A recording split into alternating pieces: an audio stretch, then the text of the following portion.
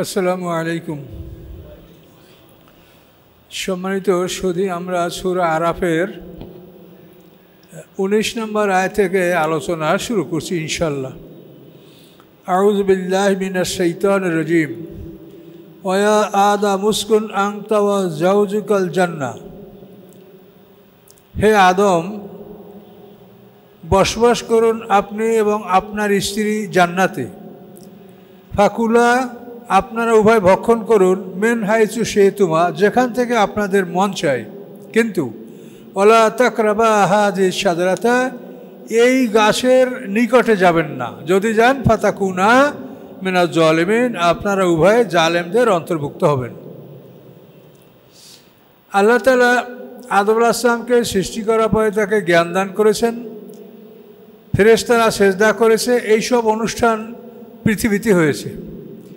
এই অনুষ্ঠান শেষ হওয়ার পরে আল্লাহ তাআলা আদম আলাইহিস সালামকে ভেস্তে নিয়ে যাওয়ার জন্য ফেরেশতাদেরকে আদেশ দিয়েছেন। এই যে মুহররম মাস, এই মুহররমের 10 তারিখে শুক্রবার দিন চাষতে রক্তে আদম আলাইহিস সালামকে ফেরেশতারা মরমর পাথরের খাটে করে ভেস্তে নিয়ে গেছেন। তো নিয়ে ভেস্তে তাকে রাখা হয়েছে। তারপরে ভেস্তে বসে আদম আলাইহিস সালামের পাঁজরের হাড্ডি থেকে উপাদান নিয়ে মা হাওয়াকে জান্নাতে বসে তৈরি করা হয়েছে। এই সৃষ্টিগত ব্যবধান যে আদম আলাইহিস সালামকে সৃষ্টি করা হয়েছে মক্কা এবং তায়েফের মাঝখানে দোহনা নামী জায়গায়, আর মা হাওয়াকে সৃষ্টি করছেন আল্লাহ জান্নাতে বসে। তো এই নারী জাতি আমাদের মা জাতি, এরা জান্নাতে সৃষ্টি হয়েছে। এই জান্নাতে সৃষ্টি হওয়ার কারণে তাদের মন মগজ সব সময় ঊর্ধ্বমুখী। দুনিয়ার কোনো জিনিসে তার মন ভরে না, আপনি যত দিবেন তাতেই তার হয় না, কোনোভাবেই সে সন্তুষ্ট হতে পারে না। আপনারা পরীক্ষা করে দেখেন, আমি লক্ষ টাকার বাজার করে আজ দিবেন, কালকে সে দেখাইবে যে আমার এটা না এই সমস্যা। এটা তাদের ত্রুটি না, এটা আমাদের মা জাতি, তারা আমাদের মা, আমাদের বোন, আমাদের মেয়ে। এটা সৃষ্টিগতভাবে তারা জান্নাতে সৃষ্টি হয়েছে। দুনিয়ার কোনো জিনিসে নারীদের মন ভরে না। তো আল্লাহ তাআলা মা হাওয়াকে জান্নাতে বসে সৃষ্টি করছেন। তখন আদম আলাইহিস সালাম তন্ময় অবস্থা, মানে তার ঘুম অবস্থাটা ভাঙে নাই। এ সময়ই তার পাঁজরের থেকে উপাদান নিয়ে আল্লাহ তার জন্য মা হাওয়াকে সৃষ্টি করলেন। সৃষ্টি করার পরে আদম আলাইহিস সালামকে আল্লাহ তাআলা হুশে নিয়ে আসলেন, সম্পূর্ণ হুশ হলো। তারপর তিনি মা হাওয়াকে দেখতে পেলেন এবং তার প্রতি তার মনে একটা ভালোবাসা সৃষ্টি হলো। তো আদম আলাইহিস সালামকে আল্লাহ তাআলা বিবাহের ব্যবস্থাটা আল্লাহ নিজেই পড়িয়ে দিয়েছেন। এটা আমার তাফসিরে, আমার বইতে, মানে আদম হাওয়ার বিয়ার খুতবাটা আছে যে আল্লাহ তাআলা নিজে আদম হাওয়ার বিয়া পড়িয়েছেন, খুতবা দিয়েছেন আল্লাহ। আলহামদু সানাই অল আজমাত এজারি অল কিবরিয়াও রেদাই অল খলক কুল্লুম আবিদি ওয়া সুক্কানুস সামাওয়াতি ওয়া হামালাত আরশি ইরশাদু ইন্নী জাওয়াজতু আদমা বাদিয়া খালকি সুনাইদি আমাতি হাওয়া আলা সাদাকে তাহলিলি ওয়া তাসবিহি উসকুন আনতা ওয়া জাওজুকাল জান্নাতা ওয়া কুল্লা মিন্না রাগাদান হাইসু শিতুমা ওয়ালা তাকরাবা হাযিহি শাজারাতা ফাতাকুনা মিনাজ জালিমিন। এই হচ্ছে আদম হাওয়ার বিয়ের খুতবা। তো এই খুতবাটা আপনারা শুনলেই বুঝতে পারবেন যে এটা মানুষে এটা বলতে পারে না। তার কারণ প্রথম কথা, আলহামদু সানাই, সমস্ত প্রশংসা আমার প্রশংসা। কিবরিয়া ও রেদাই, অহংকার হচ্ছে আমার চাদর। বল আজমাত এজারি, আজমাত বড়াই আমার পাজামা, অহংকার আমার চাদর। বল খলক কুল্লুম আবিদি, সমস্ত সৃষ্টি আমার গোলাম। আল্লাহ ছাড়া এই কথা পৃথিবীর কারো মুখে শোভা পায়? তাহলে এই খুতবাটা আল্লাহ ভাবি দিয়েছে। এরপর আবার ওয়া সুক্কানুস সামাওয়াতি ওয়া হামালাত আরশ, হে আকাশ পৃথিবীর বাসিন্দারা, হে আমার আরশ বহনকারী ফেরেশতারা, ইরশাদু, তোমরা সাক্ষী থাকো, ইন্নী জাওয়াজতু আদমা, আমি আদমকে বিয়ে দিচ্ছি। কেমন আদম? বাদিয়া খালকি সুনাইদি, যে আদম আমার আশ্চর্য ধরনের সৃষ্টি এবং আমার হাতের তৈরি, আমি তাকে হাত দিয়ে বানিয়েছি। এই আদমকে বিয়ে দিছি আমাতি হাওয়া, আমার দাসী হাওয়ার সাথে। আলা সেদাকে মহারানা কী হবে? তাহলিলি ওয়া তাসবিহি যে তারা আমার তসবিহ পবিত্রতা ঘোষণা করবে, এইটা হবে তাদের মহারানা, কোনো টাকা পয়সার বিনিময় না। এইটা বলার পরে আল্লাহ বলেন উস্কুন, এই যে একটা উস্কুন আনতে যাও জোগাল জান্নাতা, তুমি এবং তোমার স্ত্রী জান্নাতে বসবাস করো এবং যেখান থেকে ইচ্ছে সেখান থেকে খাও, কিন্তু এই একটা গাছ, এই গাছের কাছে যাবে না। তো এইভাবে আদম হাওয়া জান্নাতে বসবাস করতেছিলেন। ইবলিস তো জান্নাত থেকে বহিষ্কার হয়েছে, আমরা সূরা বাকারার ঘটনা আমরা শুনেছি। তো ইবলিস অনেক কৌশল করে সাপের মুখে করে সে জান্নাতে প্রবেশ করছে। সে তো ধোঁয়াবিহীন আগুন দ্বারা তৈরি, তাকে দেখা যায় না, হাওয়া বাতাসের সাথে মিশে থেকে আমরা দেখতে পাই না। ওই সাপের মুখে ঢুকে তো আদম হাওয়া যেখানে, ওইখানে সে কাছাকাছি গিয়া সেতারের বাজনা শুরু করেছে। এখন আদম হাওয়া দেখে সুন্দর একটা সাপ, তার মুখের থেকে সেতারের বাজনা, খুব সুন্দর বাজনা, খুব ভালো লাগে। আদম হাওয়া কিছুটা অগ্রসর হলেন। এখন ওই মুখের মধ্যে বসে বলে আরও কাছে আসো, আরও কাছে আসো। এভাবে ওই নিষিদ্ধ বৃক্ষের কাছে আদম হাওয়া চলে আসলেন। চলে আসার পরে এখন আদম হাওয়ার সাথে এই ইবলিসের কথা, এগুলি তাফসিরের আলোচনা, এগুলি সরাসরি কোরআনের কথা না, কিন্তু এগুলি বাস্তবের সাথে মিল আছে, এই জন্য আমরা এগুলো গ্রহণ করেছি। তো আদম আসলামকে শেষ পর্যন্ত ইবলিস পরিচয় দিল যে আমি তোমার অনেক আগের সৃষ্টি, আমার অনেক জ্ঞান, তোমাদেরকে আল্লাহ তাআলা এখানে নিয়ে আসে মেহমান হিসাবে। তোমাদের বেড়ানো হইলে এখান থেকে আবার বাইর করে দুনিয়াতে নিয়ে যাবে, সেখানে যাওয়ার পরে তোমরা মরে যাবে। এখন তারা আদম হতো মৌত দেখে, মরে কেমনে? শয়তান দেখো, এই যে তোমার চক্ষু বন্ধ হয়ে যাবে, মুখ থেকে কথা চলবে না, কিছু শুনতে পাবে না, কিছু বলতে পারবে না, এভাবে তুমি নিথর নিস্তব্ধ হয়ে তুমি মরে যাবে। তো এখন এটি শুনে তো মনে একটা কষ্ট যে আমরা মরে যাবো, এটা কেমন কথা? তখন শয়তান বলল যে এই যে একটা গাছ এই নিষেধ করছে আল্লাহ, এটার কারণ হলো যে তোমাদেরকে এখানে রাখা হবে না বলেই এই গাছের ফল খাইতে মানা করছে। এই গাছের ফল যারা খায় তাদেরকে এখান থেকে আর যেতে হয় না, তারা অমর হয়ে থাকে, ফেরেশত হয়ে থাকে, এখান থেকে আর বের হতে হয় না। তা তোমাদেরকে আল্লাহ বের করবেন বলেই এই গাছের ফল খাইতে নিষেধ করছে। এইভাবে শয়তান আদম হাওয়াকে যুক্তি দিয়ে কথা বুঝিয়েছে এবং শেষ পর্যন্ত কোনো ক্রমে শোনে না। তখন কসামাহুমা, আল্লাহর কসম করে বলেছে যে আমি তোমাদের জন্য সৎ উপদেশ দাতা। তো আদম হাওয়া পৃথিবীর প্রথম মানুষ, তারা জানে না যে আল্লাহর নামে কসম করে কেউ মিথ্যা কথা বলতে পারে, এটা এই জ্ঞান তাদের ছিল না। তারা মনে করছে অবশ্যই লোকটা সত্য কথা বলছে। তখন কিন্তু তারা এই জান্নাত থেকে ফল খাওয়ার প্রস্তুতি নিয়েছেন এবং ফলগুলি মা হাওয়াই প্রথম গাছ থেকে ছিঁড়েছেন 5টা ফল।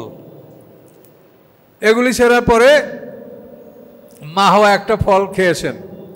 খাওয়ার পরে মা হাওয়ার মধ্যে কোনো খারাপ প্রতিক্রিয়া সৃষ্টি হয়নি। না হওয়ার পরে এখন তিনি বারবার আদমকে বলছেন যে তুমি খাও, এটায় কোনো ক্ষতি হয় না। আল্লাহ আমাদেরকে দেখাই দিয়েছি একটা গাছ, এই গাছ তো অনেক আছে, তো ওটা না খাই আমরা এটার থেকে খাই। তো আদমও যখন দেখলেন যে মা হওয়ার কোনো ক্ষতি হয় নাই, তখন নিজে ফল খাওয়ার জন্য ইচ্ছা প্রকাশ করেন যে তাহলে দাও খাবো। তখন মা হাওয়া আদমের কাছে 3টা ফল দিলেন। তার কাছে 4টে ছিল, একটা আগে খাইছে নিজে, তো 3টা আদম কাছে দিলেন আর একটা নিজের কাছে হেফাজত করে রাখলেন। তো আদম এই 3টা ফল পেয়ে নিজেরা স্বামী স্ত্রী ভাগ করে খাবে। আদম নিজের জন্য রাখলেন 2টা, মা হাওয়াকে দিলেন 1টা। তো এই যে আদম স্বামী স্ত্রী ফল ভাগ করে খেলেন, এইটাই আল্লাহ তাআলা শরীয়তের সম্পত্তি বন্টনের ক্ষেত্রে চিরন্তন আইন করে দিলেন যে পুরুষে পাবে 2 ভাগ, নারী পাবে 1 ভাগ। এখান থেকে এই বিষয়টা চূড়ান্ত হয়েছে। এভাবে এবার স্বামী স্ত্রী যখন একসঙ্গে ফল ভক্ষণ করলেন, তখন তাদের জান্নাতি পোশাক নষ্ট হয়ে গেল। এগুলি আমরা সামনে আয়াতে পাব। তো এটা খুব বিশাল ইতিহাস এবং এই ইতিহাসটা আমরা সূরা বাকারায় শুনেছি, এখানে শুনছি, কোরআনের বিভিন্ন জায়গায় আমরা শুনতে পাবো। এই জন্য একই জায়গায় খুব বেশি সময় আমি এটা নিয়ে ব্যয় করব না। তো মোট কথাটা আপনারা যেটা জরুরি সেটা বোঝেন যে নারী জাতিকে সৃষ্টি করা হয়েছে পুরুষের বাম পাঁজরের হাড্ডি থেকে এবং প্রত্যেকটা স্বামীর, প্রত্যেকটা পুরুষের স্ত্রী তার হাড্ডি থেকেই তৈরি, একাধিক যাই হোক, এটা তার হাড্ডি থেকেই তৈরি। তো নারীদেরকে বাঁকা হাড্ডি থেকে সৃষ্টি করা হয়েছে। এই জন্য তাফসীর কারকরা বলেন যে নারীদের স্বভাবের মধ্যে বাঁকামি থাকবে, যেহেতু তাদেরকে এখানে পাঁজরের হাড্ডি বাঁকা, এই বাঁকা হাড্ডি দ্বারা সৃষ্টি করা হয়েছে। এবং এটা সোজা হবে না কখনোই। নারীদেরকে কেউ সোজা করতে চাইলে সোজা হবে না, সে ভেঙে যাবে, কিন্তু সোজা হবে না। কখনোই কেউ নারীকে জোর করে আপনি মানাতে পারবেন না, শেষ পর্যন্ত আপনার সংসার ভেঙে যাবে। এই জন্য নারীদের সাথে জোর করে তার উপরে কোনো আনুগত্যের দাবি করা যাবে না, বরং তাফসীর কারকরা বলেছেন যে তাকে যেমন বাঁকা হাড্ডি দ্বারা সৃষ্টি করা হয়েছে, তেমনি তাকে হৃদয়ের কাছ থেকে হাড্ডি নিয়ে সৃষ্টি করা হয়েছে। কাজেই নারীকে তুমি হৃদয়ের কাছে স্থান দাও, তাহলে তোমার সমস্যার সমাধান হবে। কিন্তু তার উপরে তুমি বল প্রয়োগ করলে, জোর করে কিছু করতে চাইলে তুমি কোনোদিন এসে তুমি পারবা না, অশান্তি সৃষ্টি হবে। কাজে এই বিষয়গুলি আমাদের এখান থেকে শিখে নেওয়া এবং বুঝে নেওয়া উচিত। তো এভাবে আদম হওয়ার কথা এখানে উল্লেখ আছে, আমরা সেটা আয়াতে আবার চলে যাচ্ছি। দেখেন, বা ওয়াসওয়াসা লাহুমা শৈতান, আল্লাহ বললেন এই গাছের ফল ভক্ষণ করলে তোমরা জালেমদের অন্তর্ভুক্ত হবে, আর শয়তান বলল যে এই গাছের ফল খেলে তোমার মৃত্যু হবে না আর এখান থেকে যাওয়াও লাগবে না। ওয়াসওয়াসা লাহুমা শৈতান, শয়তান তাদেরকে কুমন্ত্রণা দিল। কেন? লিয়ুবদিয়া লাহুমা, যে সে প্রকাশ করে তাদের উভয়ের জন্য, মা ওরে আনহুমা, যা লুকানো ছিল তাদের উভয় থেকে, মেন সাওয়াতেমা, তাদের লজ্জাস্থান, এই লজ্জাস্থান প্রকাশ করে দিবে। অকলা, এবং শয়তান বলল, মা নাহাকুমা রব্বুকুমান হাযিহিশ শাজারাতে, নিষেধ করে নাই তোমাদেরকে তোমাদের রব এই বৃক্ষ হতে, ইল্লা, ব্যতীত, মানে এই কারণ ছাড়া, কি, আন তাকুনা মালাকাইনে আও তাকুনা মিনাল খালিদিন, যে তোমরা দুজন ফেরেশতা হয়ে যাবে অথবা তোমরা অমর হয়ে যাবে, এটা যাতে হইতে না পারো, এই জন্য তোমাদেরকে এই গাছের ফল খাইতে আল্লাহ নিষেধ করছে। দেখেন শয়তান কি কথাটা বলছে। ইল্লান তাকুনা মালাকাইনে, তোমরা দুজনই ফেরেশতা হয়ে যাবা অথবা অমর হয়ে যাবা, এই জন্য আল্লাহ তাআলা এটা খাইতে নিষেধ করছে। কাজেই তোমরা এটা খাও, এখান থেকে আর যাওয়া লাগবে না। এরপরে ওয়াকাসামাহুমা, আদম হওয়ার কাছে শয়তান কসম করে বলল, আল্লাহর কসম, ইন্নী লাকুমা লামিনান নাসিহিন, নিশ্চয়ই আমি তোমাদের জন্য উপদেশ দানকারী।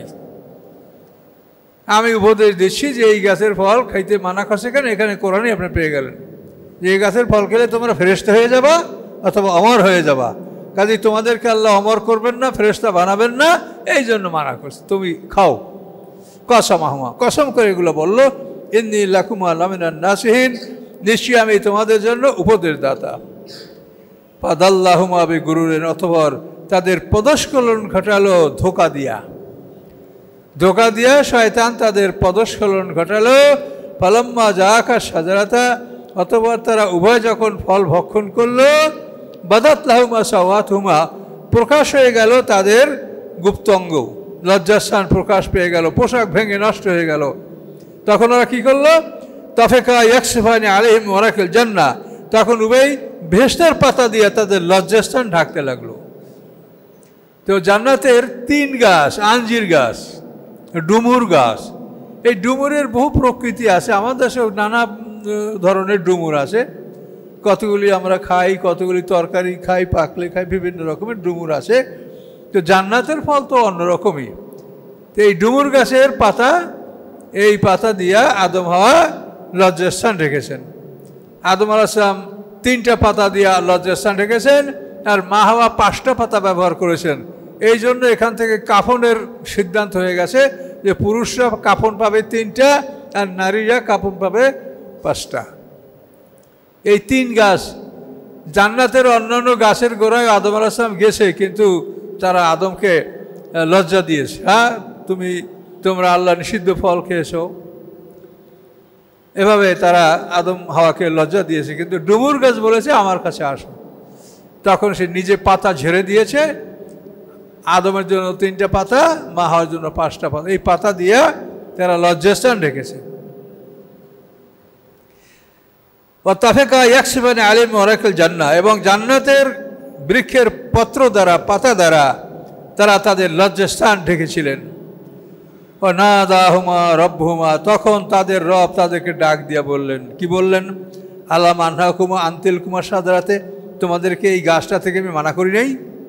আল্লাহ ডাক দিয়ে, এই আদম হাওয়া, তোমাদেরকে এই গাছটাতে মানা করি নেই?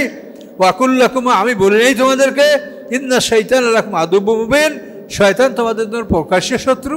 আমি এটা বলি নেই? অবশ্যই বলেছেন আল্লাহ, কিন্তু মনে নেই। ওই শয়তানের কথা শুনে, সেতারের বাজনা শুনে এটা ভুলে গেছে। শয়তানের আজান হলো বাদ্যযন্ত্র, আমাদের মোমেনদের আজান হলো আল্লাহু আকবার আল্লাহু আকবার। এই আজান দিলে মোমেনরা মসজিদে আসে। আর শয়তানের আজান হলো বাদ্যযন্ত্র। বাদ্যযন্ত্র, হারমোনিয়াম, এগুলো যখন সুর দেওয়া হয়, তো যেরকম আমরা মসজিদে আসি, ওই রকম শয়তানের জামাত ওইখানে জমা হয়ে যায়। কি ঠিক কিনা বলেন? কাজে এই জন্য এগুলো থেকে আপনারা সতর্ক থাকবেন।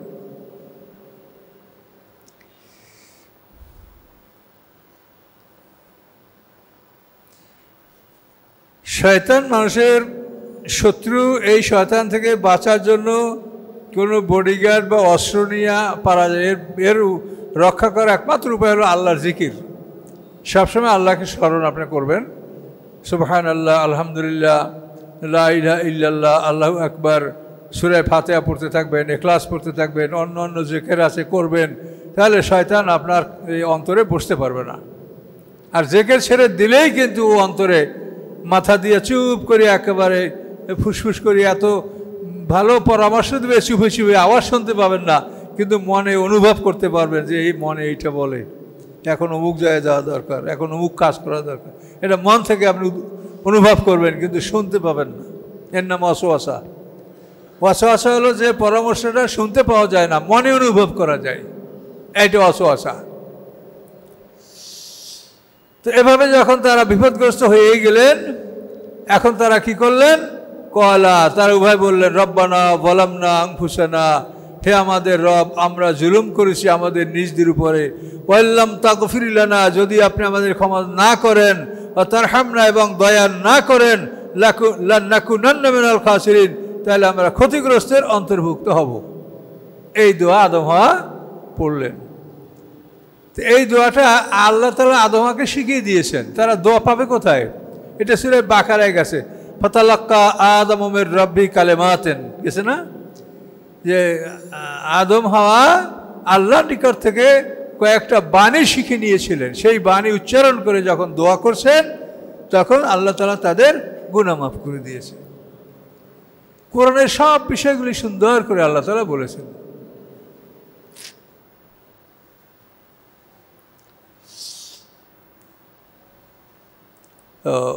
এই দোয়াটা আপনারা, মনে হয় যে আপনারা সবাই জানেন এই দোয়া, রব্বানা যালামনা, খুবই গুরুত্বপূর্ণ দোয়া। আদম আলাইহিস সালামকে, মা হাওয়াকে এই দোয়ার উসিলায় আল্লাহ তাআলা তাদের গুনাহ মাফ করেছেন, ক্ষমা করে দিয়েছেন। কাজে এই দোয়া খুবই উপকারী, খুবই ফলপ্রসূ। এই দোয়া আপনারা ব্যবহার করবেন, এই দোয়াগুলি পড়বেন। কলা, আল্লাহ বললেন, ইহবিতু, তোমরা নেমে পড়ো, এখানে থাকা যাবে না। থাকা যাবে না কেন? যে তোমরা যে ফল পেটের মধ্যে ঢুকাইছো, অল্প সময় পরে তোমাদের পেটের মধ্যে প্রস্রাব পায়খানার ব্যাগ হবে, কিন্তু জান্নাতে প্রস্রাব পায়খানার ব্যবস্থা নাই। এই জন্য তাদের নামার আদেশ। আল্লাহ তাআলা অসন্তুষ্ট, রাগ হয়েছেন, সেই জন্য নামতে বলছেন, এটা না। কারণ হলো যে ফল তোমরা ভক্ষণ করেছো, অল্প সময়ের মধ্যে তোমাদের পেটের মধ্যে প্রস্রাব পায়খানার ব্যাগ হবে, কাজে এখানে এই ব্যবস্থা নাই, কাজেই তোমাদেরকে দুনিয়ায় নামতে হবে।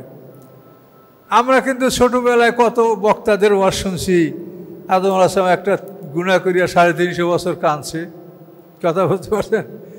এইসব কথা মানুষের কাছে খুবই প্রিয়, মানুষের মুখস্থ। আদম আলাইহিস সালামকে শ্রীলঙ্কার জামারে নুদে ফেলানো হয়েছে, মা হাওয়াকে জেদ্দায় ফেলানো হয়েছে। আপনি বলেন আল্লাহকে এরকম নিষ্ঠুর যে তার বান্দা এই দুইটা মানুষ ছাড়া মানুষ নাই, সেই দুইটা মানুষের পৃথিবী দুই প্রান্তে ফেলাই দেবেন? কাজে এগুলো তাফসিরের কিতাবে আছে, কিন্তু থাকলেই যে আপনি গ্রহণ করবেন তা না। এই জাবালে নুদে শ্রীলঙ্কায় আদম আলাইহিস পদচিহ্ন আছে, এটা সম্পর্কে আপনাকে আমি কতবার বলেছি যে আদম আলাইহিস সালাম যদি 60 হাত লম্বা হয়, তো তার পাওটা হবে অন্ত 6/10 হাত। তো শ্রীলঙ্কার জামালুদ্দিন যান দেখেন যেখানে 10 হাত পায়ের চিহ্ন আছে। কাজে আদম আলাইহিস সালাম 60 হাত ছিলেন না, তিনি আমাদের মতোই মানুষ ছিলেন। এটা বিভিন্নভাবে কোরআন আয়াত দ্বারা এটা প্রমাণিত হয়। তো এই জন্য আমাদের সাথে কোরআন আছে, আমরা কোরআনকে ব্যবহার করলে ফয়সালা পাবো। কোরআন থেকে কিভাবে প্রমাণ হয়?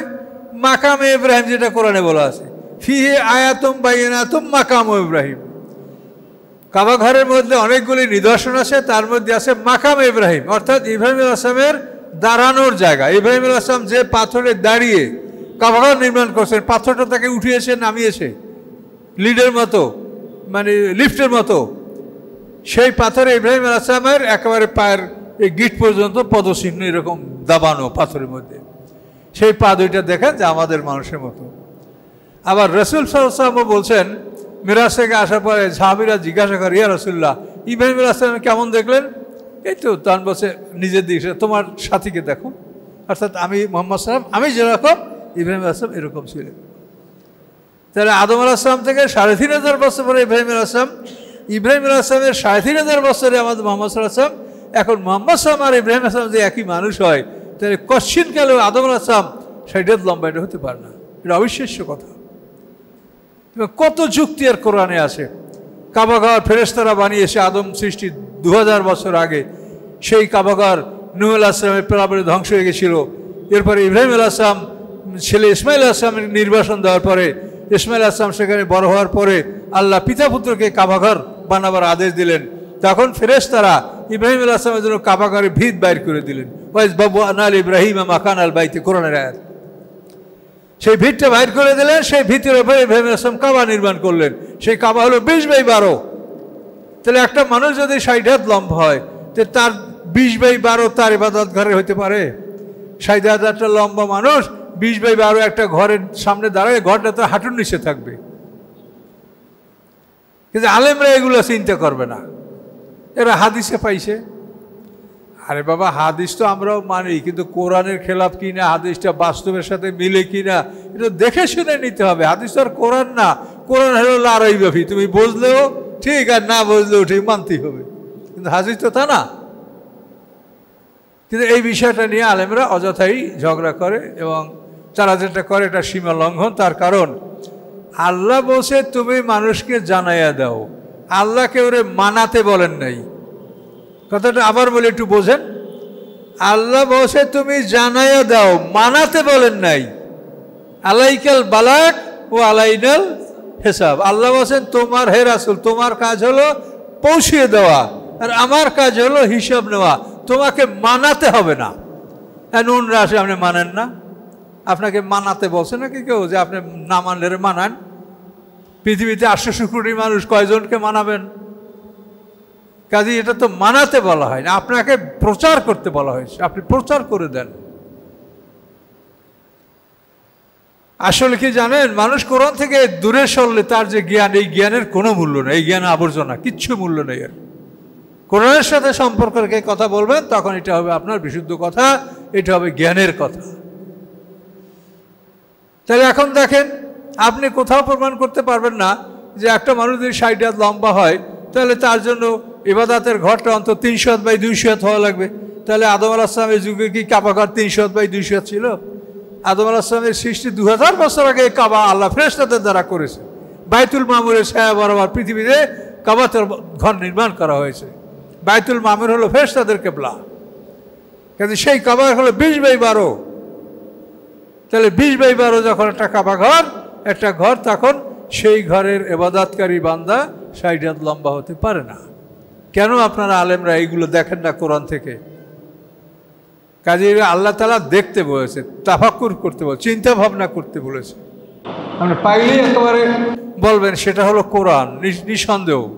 কিন্তু কোরআন ছাড়া কোনো জিনিস সন্দেহের ঊর্ধ্বে না।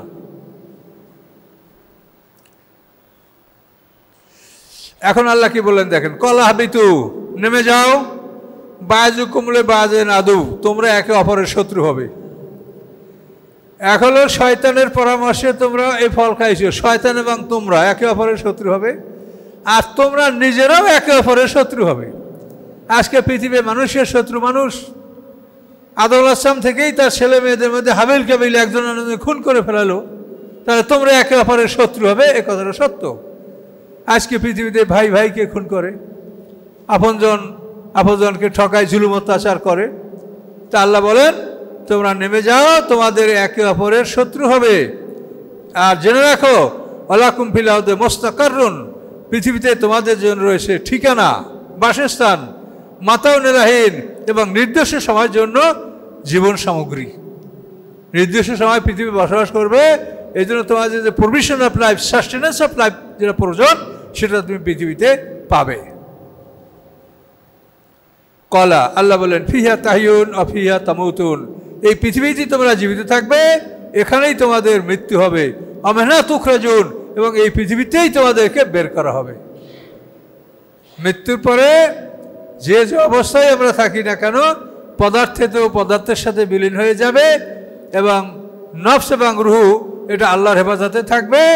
আমাদেরকে আবার ইসলামের সিঙ্গার ফুৎকারের মাধ্যমে এই পৃথিবীর থেকে আমাদেরকে বের করে নিয়ে আসা হবে।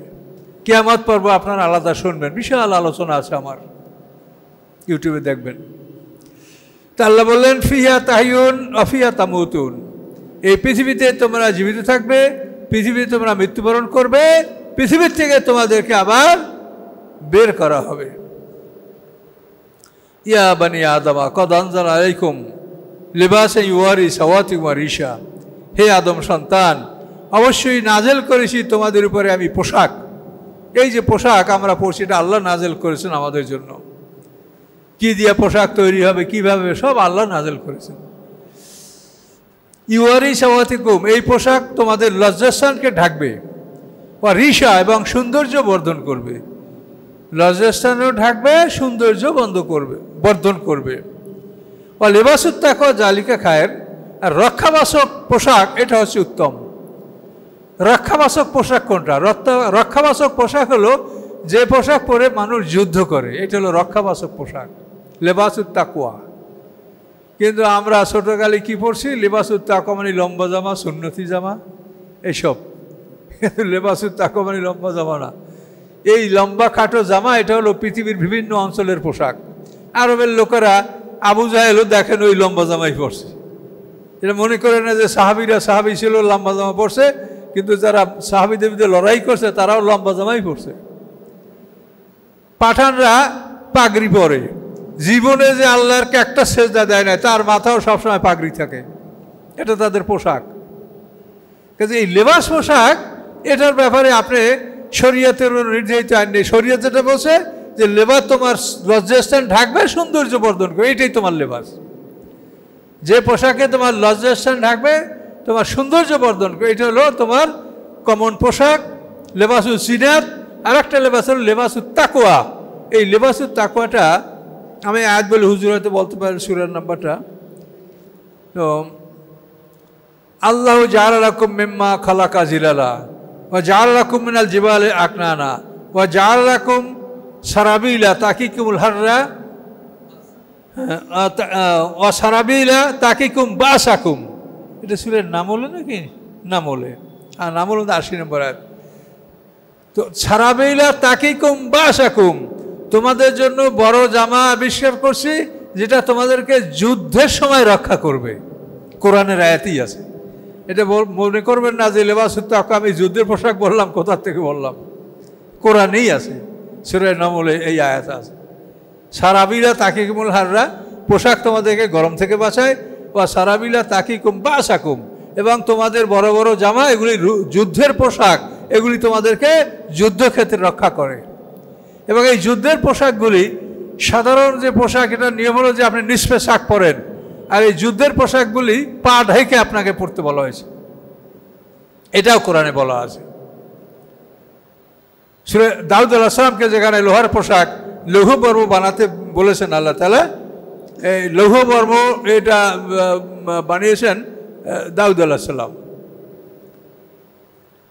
দাউদ আলাইহিস সালাম ছদ্মবেশের দেশে ঘোরাফেরা করতেন, মানুষকে বলতেন যে তোমাদের রাজা দাউদ কিভাবে রাজ্য পরিচালনা করে, ভালোই, কোনো তার ত্রুটি নাই।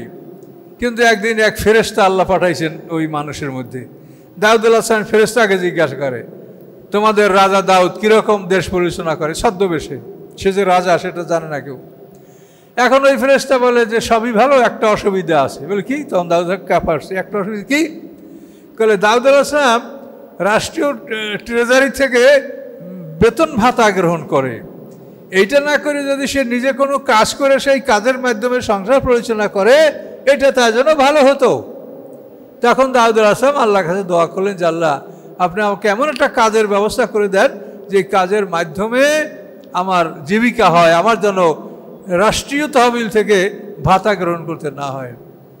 তখন আল্লাহ তাআলা তাকে কৌশল শিক্ষা দিলেন। যে আল্লাহ বললেন যে আমি তাকে লৌহ বড় শিক্ষা আমি তাকে দিলাম। ও আল্লামনাহু, যে আয়াত আছে কোরআনে, যে আল্লাহ বলেন যে আমি তাকে ও আল্লামনা আলাল হাদিদ, আমি তার জন্য লোহাকে নরম করে দিলাম। তারপরে লোহার পোশাক তৈরি করা, এই লোহার পোশাক তৈরি করা দাউদ আলাইহিস সালামকে আল্লাহ শিখিয়ে দিয়েছেন কাদ্দের ফিস সারদে, এবং এই পোশাকগুলিকে সুন্দর করে বুনতে বলছেন। এবং আনেমাল সাবেগাতেন, এগুলো লম্বা লম্বা বড় বড় তৈরি করতে বলছেন, যে হাত ঢেকে থাকবে, পা ঢেকে থাকবে, যেন তীর তলের আঘাত পায়ে হাতে না লাগতে পারে। এই পোশাক হলো লেবাসুত তাকওয়া।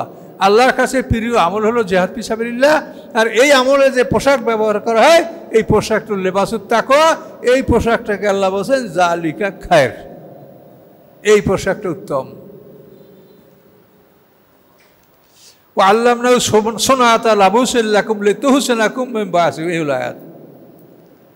ও আল্লামনাহু সুনাতা লাবুসিল লাকুম, আমি তাকে তোমাদের লোহার পোশাক নির্মাণ আমি শিখিয়ে দিয়েছি দাউদ আলাইহিস সালামকে। এই লোহার পোশাক তোমাদেরকে যুদ্ধ থেকে তোমাদেরকে রক্ষা করবে, এটা কোরআনে বিভিন্ন আয়াতে আছে। কাজে লিবাসুত তাকওয়া হলো রক্ষাকারী পোশাক, যে পোশাকে আপনাকে যুদ্ধের ক্ষেত্রে রক্ষা করে। তো এটা হচ্ছে লেবাসুত তাকওয়া। আর যে কোনো পোশাক আপনারা পরতে পারেন, পোশাকে কোনো আপত্তি নেই, তবে কোনো নারী পুরুষ এমন পোশাক পরবে না যে এই পোশাক এতই পাতল যে এই পোশাক দ্বারা তার গায়ের রং বোঝা যায়, যে গায়ের রং সাদা না শ্যামলা না ফর্সা। যে পোশাকের উপর দিয়ে যদি গায়ের রং দেখা যায় এবং বোঝা যায় এই রঙের এই মানুষ, তাহলে সেই পোশাকে তার নামাজ হবে না এবং নারীদের ফরজ আদায় হবে না।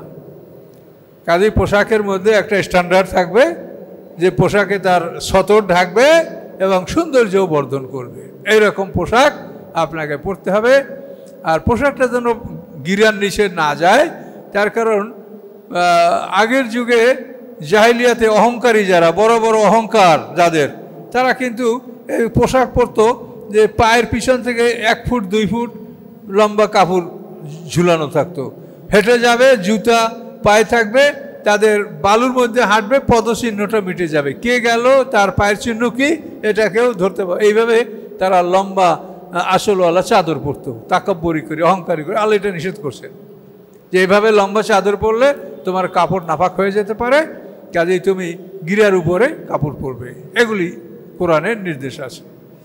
আর নারীদের পোশাকটা খুবই কঠিন। নারীদের হলো মুখমণ্ডল, হাতের কবজির বাইরে এবং পা, গিরার নিচ, এটুক ছাড়া সমস্ত শরীর সার্বক্ষণিকভাবে ঢেকে রাখা ফরজ। আর বাইরে বের হলে তারা চেহারাও ঢাকবে, হাতে পায়ে মোজা পরবে। ঘরে থাকা অবস্থায় তাদের সমস্ত শরীর ঢেকে রাখা ফরজ। আপনি মনে করেন আপনি যদি একটা ঘরে একা থাকেন, আপনি কি হাঁটুর উপরে কাপড় তুলতে পারবেন? ফরজ তরক হবে। আপনি একা, নাই কেউ, ওখানে আপনি হাঁটুর উপরে কাপড় তুললে আপনার ফরজ তরক হবে। তো তাই যদি হয়, তো এক মহিলা তার ঘরের মধ্যে সে যদি তার যে সতরিটা পুরোপুরি না ঢাকে, তাহলে তার ফরজ তরক হবে।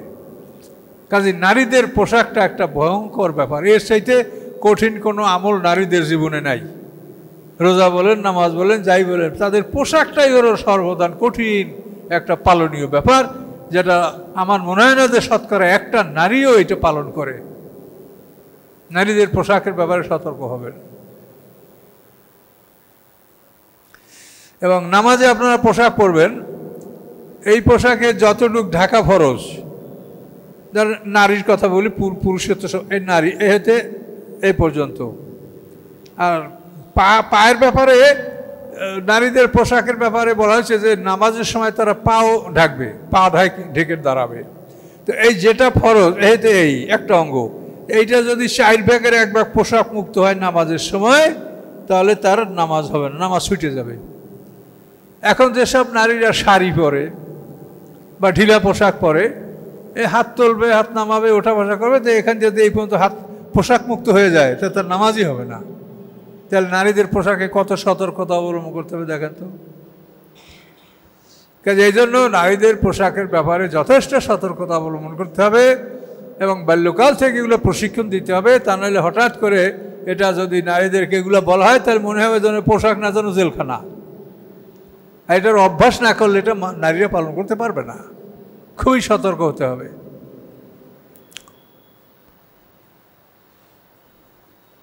তো ইয়া বানি আদামা কাদ আনজালনা আলাইকুম লিবাসি ওয়ারি সাওয়াতিকুম রিশা। রিশা মানে সৌন্দর্যবর্ধক, লিবাসুত তাকওয়া, এবং পরহেজগারির পোশাক, রক্ষাবাসক পোশাক, এটা উত্তম।